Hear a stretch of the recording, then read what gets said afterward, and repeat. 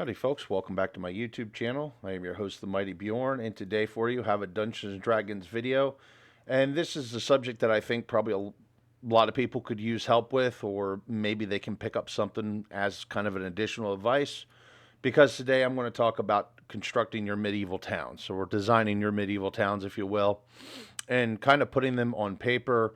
And this is the process I take.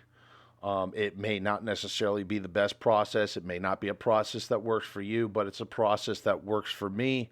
And I thought I would share my methods on this said subject. But really quickly, before I dive into it, you can support the channel by liking, commenting, and subscribing to my channel. It's really appreciated. It doesn't take much. It helps me out as a YouTuber because it helps bump me up in the YouTube algorithm. And more or less, it kind of guarantees future videos, essentially, because it lets me know people are interested and that they're watching.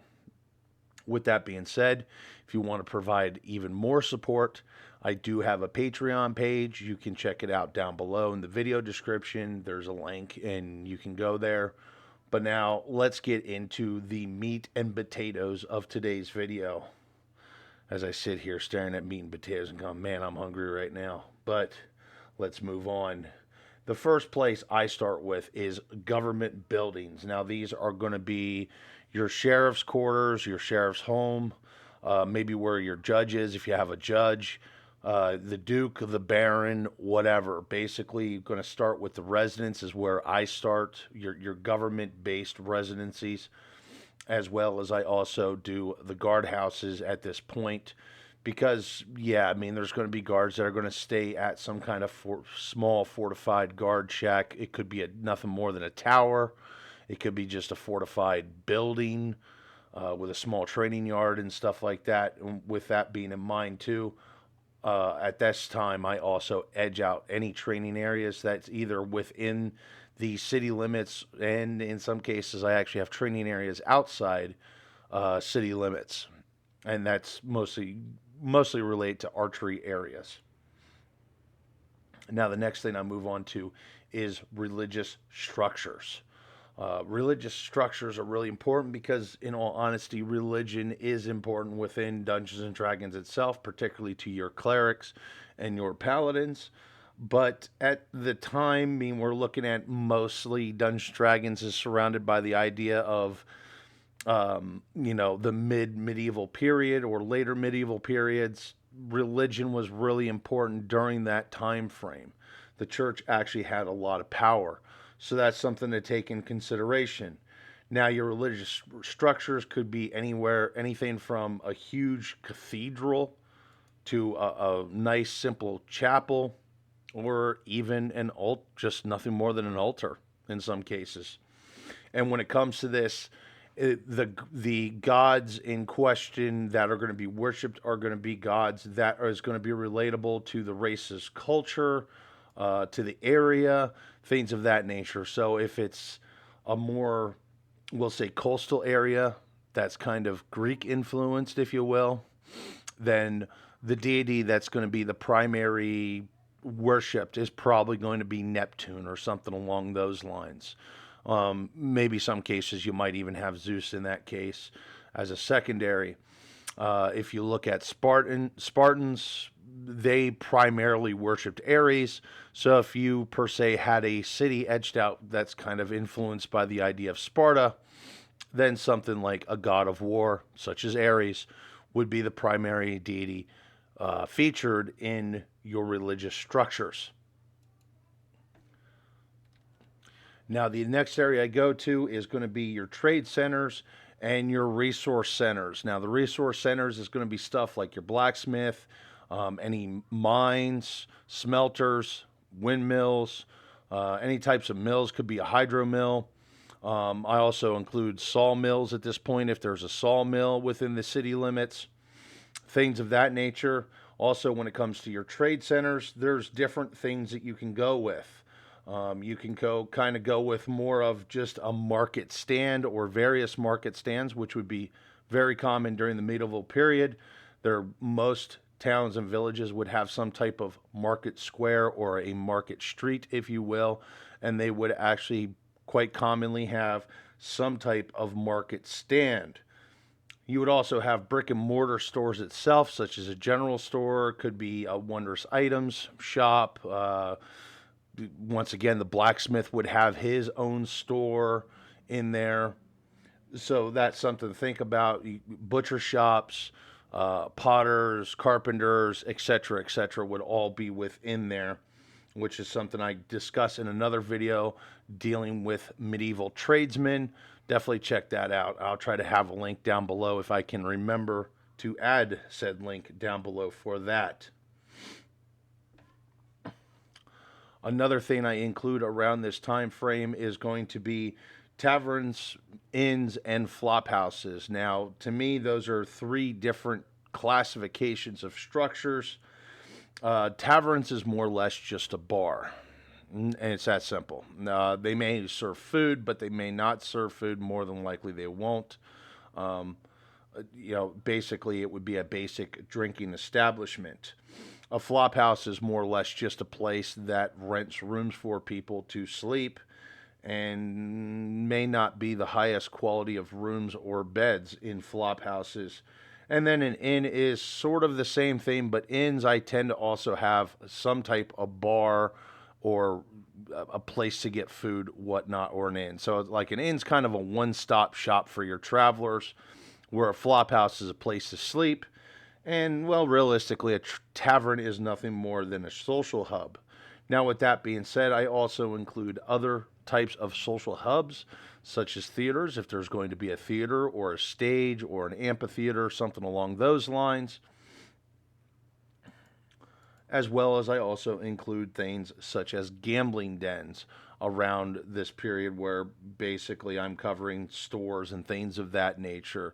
And usually the gambling dens are the last things I place if I'm going to place those. I may not place those, as things like taverns or inns are also going to have some type of gambling or gaming involved, may it be dice games or whatever. But then I also sometimes have particularly just a gambling den itself. Now, the next area I typically go from there is going to be guard-related structures, guard towers, defenses, if you will. But yeah, guard shacks, guard towers, things of that nature. Also, I do defensive walls around this period of putting together the town, and I also add siege equipment. Not always, but sometimes. Some of my towns does have siege equipment such as catapults, trebuchets, ballistas, and even for my campaign, early cannons. And that's all part of the defenses, if you will, because essentially considered as like a counter battery system or anti-artillery system, if you will. Now, with that being said, the next step I go to is typically the Underworld element. This could be nothing more than just a back alley where shady dealings happen on a fairly regular basis. It could be nothing more than a basement that houses a black market, if you will, or even an entire thieves guild within a sewer system. And that's going to vary based on the size of the town. Does it have a sewer? And basically, that's the idea of the designing, is based on the town sizes, what I place and how I place it and what I want it to look like. So a thieves guild could really technically be nothing more than a basement, or it might even be a back room within your gambling den. But I always include the underground element towards the end of designing a town. Now, when it comes to town size and population, basically your settlement type, your settlement size is going to be based on the population. And this is actually from the Dungeon Master's Guide. At least the 3.5 edition Dungeon Master's Guide had this. I think earlier versions of Dungeons & Dragons had this as well. I'm not so sure about 4th and 5th. I'm sure it's got something similar.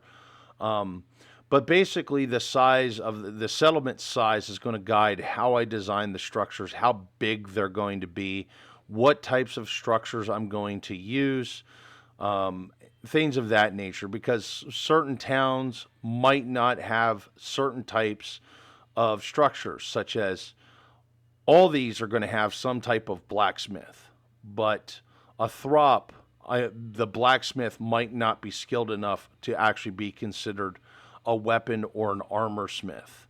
I may have a potion shop in a small town, but a hamlet is not going to have a potion shop. Although you might have some kind of weird antique shop that's got wondrous items that so happens to have potions or whatever, or an alchemist. But essentially, based on the settlement size, is what I design and what I include into it. But when I break it down into groups, every group I've stated here is what I add to the different various town sizes. And with that being said, also, the bigger the town, the bigger the structures. Like this here is a very large, complex cathedral. This is something I would have in, say, a metropolis-sized town. As you can see why. I mean, it's a very big building. That's actually, I don't know what the distance is in the photograph, but it's obviously quite a distance. Now, the last thing I finalize with is going to be the homes. Obviously, you're going to have homes and living centers. Now, when it comes to constructing your town, sometimes it might be better off waiting doing your defenses until after you place your homes.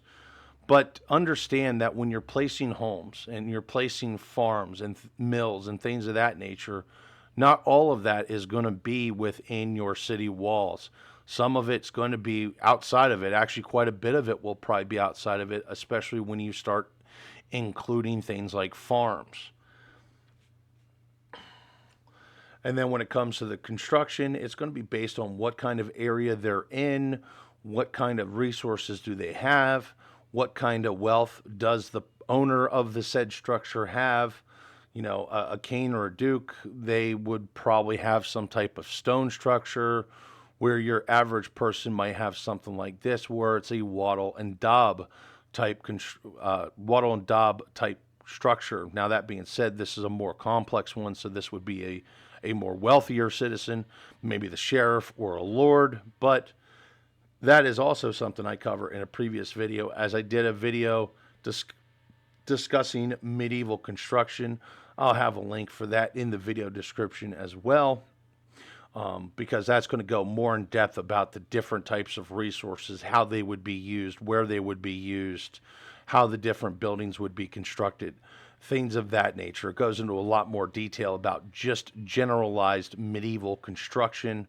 And then I have another separate one even on castles, so you may even want to check that out. Lots of D&D content over here on my channel. But anyway, folks, I am going to wrap today's video up at that. Hopefully you all enjoyed it, and hopefully you all kind of grabbed something that you could use from this video. Anyway, folks, thanks again for tuning in, and have yourself a wonderful day.